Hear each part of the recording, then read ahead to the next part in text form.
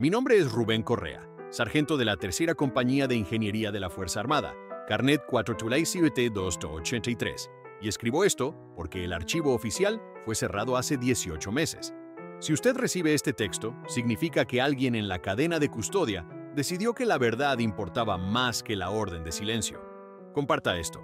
Cuanta más gente sepa qué sucedió en la serranía del Perijá, más difícil resulta enterrarlo definitivamente. La expedición partió el 14 de marzo de 1989 desde Valledupar. Éramos 7, 2 ingenieros civiles, 3 topógrafos, un médico de campaña y yo.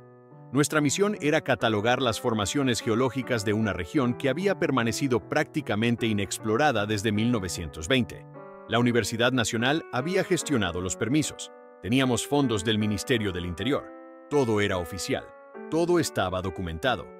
El teniente Mauricio Henao lideraba la expedición. Hombre riguroso, obsesionado con los registros. Cada noche redactaba informes parciales. Cada mañana verificaba que los datos coincidieran con las mediciones del día anterior.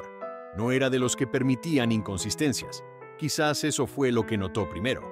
Llegamos a las cuevas el 27 de marzo, después de casi 2 semanas de marcha. La formación principal constaba de 12 accesos visibles. La más grande, denominada Cueva 1 en nuestros mapas, tenía una boca de aproximadamente 8 metros de ancho. El piso era seco. Las paredes mostraban formaciones de calcita que habrían fascinado a cualquier geólogo. Los murciélagos que habitaban el lugar salieron en nube al detectar nuestras luces. Lo que encontramos adentro fue, en apariencia, ordinario. Pasamos 3 días explorando la Cueva 1. Instalamos bases de medición cada 50 metros de profundidad. Los topógrafos trabajaban en pares. Yo supervisaba el equipo, anotaba profundidades, verificaba que las cuerdas de seguridad estuvieran bien aseguradas. El teniente Henao acompañaba cada expedición hacia el interior. Quería ver todo por sí mismo. En la tarde del 29 de marzo, el teniente emergió del túnel principal con una expresión que no había visto en él antes. Dio la orden de acampar dentro de la cueva. Dentro, no afuera. Argumentó que las tormentas eran comunes en la región y que la boca de la caverna ofrecía protección suficiente. Parecía una orden razonable. Ninguno de nosotros la cuestionó. Esa noche, mientras dormía, escuché al teniente Henao escribiendo en su libreta. No dormía. Escribía continuamente, bajo su lámpara portátil, con una intensidad que sugería que anotaba cada detalle de lo que había visto. El 30 de marzo por la mañana, lo primero que hizo fue reunir al equipo. Anunció una exploración de la Cueva 2, no la Cueva 1, donde ya habíamos estado. La Cueva 2, que quedaba a unos 200 metros del campamento, cuya boca era más pequeña y cuya profundidad no habíamos medido. Fue el topógrafo mayor, Carlos Vega, quien mostró preocupación. Preguntó por qué cambiar de prioridades. El teniente respondió que en la Cueva 1 habíamos recolectado suficiente data. La Cueva 2 era más importante. No explicó por qué. 4 de nosotros bajamos. El teniente, Vega, un ingeniero llamado Molina y yo. Llevábamos equipo estándar, luces, cuerdas, bloqueadores de ascenso, mochilas con provisiones. La Cueva 2 era más estrecha. Requería que nos moviéramos de lado en algunas secciones. Después de 40 minutos de descenso continuo, la cueva se abrió hacia una cámara de tamaño considerable. Las formaciones de cristal reflejaban nuestras linternas en patrones que parecían casi deliberados. El teniente se detuvo en el centro de la cámara. ¿Escuchan?, preguntó. No había sonido alguno, salvo el goteo ocasional de agua y el eco de nuestra respiración. «Deben escuchar», insistió. Nos quedamos en silencio. Vega consultó su equipo de medición. Molina observaba las paredes. Yo estaba junto al teniente Henao, y entonces lo escuché. Una voz, débil, distante, como si proviniera de la cueva misma, pero también, imposiblemente, de mucho más adentro. Una voz que pedía ayuda. Una voz que decía mi nombre. Sargento Correa, ayuda. No reconocía el acento exacto. No podía identificar de dónde provenía, pero era mi voz, o una versión de ella que resonaba con una cualidad que no puedo describir adecuadamente en palabras, como si estuviera siendo transmitida desde lejos, como si fuera antigua y nueva simultáneamente. Vega y Molina también la habían escuchado. Vi el cambio en sus caras. El miedo es reconocible en cualquier contexto. El teniente Henao, sin embargo, parecía confirmar algo que ya sabía. «Continuamos», dijo. Bajamos más. Había un pasadizo descendente. Las paredes comenzaron a mostrar un cambio de tonalidad. La calcita pálida dio lugar a un mineral más oscuro. La temperatura aumentó. Nuestros respiradores comenzaron a empañarse y continuamos escuchando las voces. Ahora no era solo mi voz. Era Vega pidiendo ayuda. Era Molina. Era el teniente Henao. Todas las voces bajaban desde la profundidad, desde un lugar que parecía estar tanto frente a nosotros como a nuestras espaldas, tanto adentro como afuera de la cueva. El fenómeno acústico es complejo, dijo el teniente, como si estuviera leyendo un informe para sí mismo.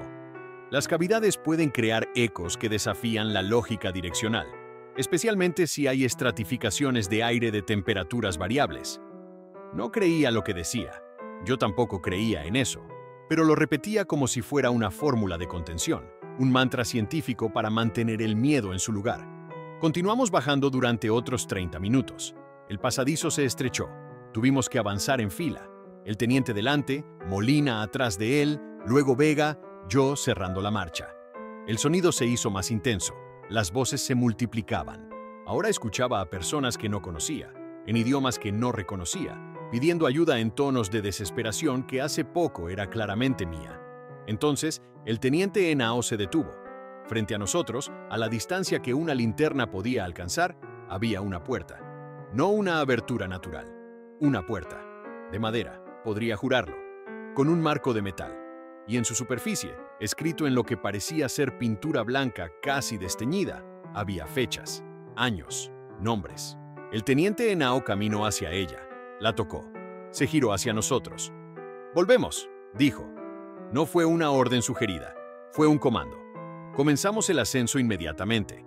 Lo que escribo ahora es donde el relato se vuelve menos preciso, porque lo que pasó después, en el viaje de regreso, fue fragmentario. Las voces continuaron. Mi propia voz, desde las profundidades, pidiendo ayuda. El teniente Henao no habló. Ascendimos en silencio, excepto por el sonido de nuestras manos en las cuerdas y la voz que bajaba, siempre bajaba, desde un lugar que no debería existir geológicamente. Cuando salimos de la cueva 2, anochecía. El equipo restante había encendido fuegos alrededor del campamento. Preguntaron qué habíamos encontrado. El teniente Henao respondió: «Datos suficientes, nos vamos mañana». Esa noche escribió durante horas. A la mañana siguiente, guardó su libreta en una caja sellada y la marcó con un sello de arcilla que no reconocí. Luego la enterró a 50 metros del campamento, señalando el lugar con una piedra blanca. Comenzamos el retorno el 31 de marzo.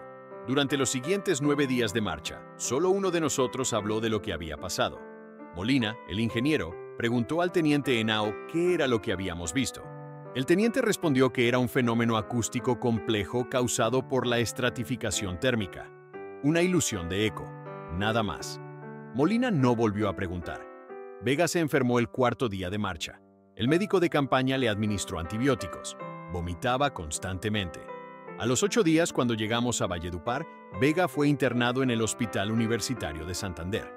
Falleció una semana después. Los registros oficiales dicen que fue una infección abdominal severa. Molina fue transferido a un proyecto diferente en Bogotá. El médico de campaña fue asignado a un hospital rural en La Guajira. Los otros topógrafos fueron dispersados. Ninguno de nosotros fue entrevistado formalmente sobre la expedición. El informe oficial, cuando llegó, fue un documento de 12 páginas redactado por el teniente Henao. Mencionaba los mapas topográficos completados, mencionaba las mediciones realizadas. No mencionaba nada de las cuevas 2 en adelante. Yo esperé a ser llamado. No fui llamado. El teniente Henao fue ascendido 2 meses después. Hace 6 meses recibí una notificación de que el archivo completo de la expedición de 1989 había sido cerrado indefinidamente por razones de seguridad nacional. No se permitía acceso a estudiantes, investigadores o periodistas. La orden llevaba la firma de un viceministro. El teniente Henao murió en un accidente de tránsito hace 3 años. Su vehículo se salió del camino en la vía a Zipaquirá. Estaba solo. Los reportes dicen que sus últimas palabras fueron: «Está escuchando», dirigidas al policía que lo encontró. Molina desapareció en 2001. No fue reportado como desaparición. Simplemente dejó de existir en los registros. Su último domicilio en Bogotá fue visitado por un compañero. El apartamento estaba limpio, sin señales de violencia, sin notas, como si simplemente hubiera decidido dejar de existir. Vega pasó sus últimos días en el hospital hablando de voces. El médico que lo atendió fue el doctor Miguel Escandón. Escandón aún vive, es jubilado Si hablo con él, lo hace bajo la condición de que no sea grabado ni citado directamente.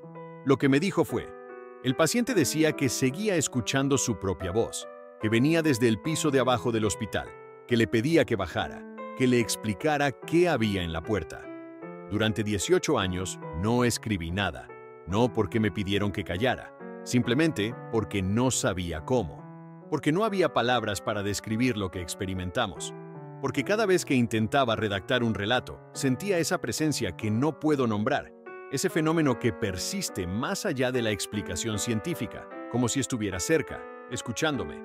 Hace 2 años comencé a recibir cartas sin remitente. Contenían fragmentos de documentos en papel gastado, fragmentos de la libreta del teniente Henao, redactados, con muchas secciones marcadas como clasificadas, pero suficiente texto legible para comprender que él sabía exactamente qué había encontrado y que deliberadamente decidió no escribirlo de forma que otros pudieran leerlo. Una de las cartas contenía un extracto de su libreta de 1989. Dice así: el fenómeno no es acústico. Las voces no son ecos, son llamadas, y el patrón sugiere que no viene desde las profundidades de la cueva, sino desde un lugar donde la distancia no funciona de la manera que creemos que funciona. La puerta es un acceso, no a una caverna adicional, a algo que no debería ser accesible. La pregunta científica no es qué es. La pregunta es quién la hizo, cuándo y por qué está pidiendo ayuda. Esta es la razón por la que escribo ahora, porque si lo que el teniente Henao observó fue correcto, entonces lo que escuché en esa cueva fue más que un eco patológico. Fue una comunicación, y sigue ocurriendo. Hace 3 meses fui reclutado por un investigador independiente para una entrevista sobre la expedición. No puedo decir su nombre.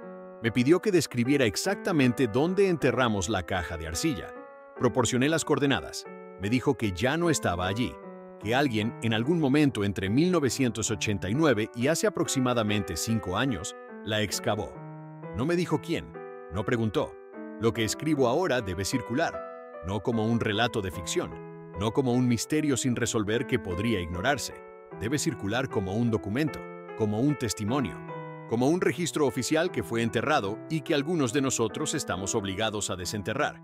Si está leyendo esto y forma parte de una institución que pueda acceder a los archivos del Ministerio del Interior de 1989, si tiene acceso a los registros de la Fuerza Armada, si trabajó con el teniente Mauricio Henao, o si simplemente siente que esto es importante, comparta esto, envíelo.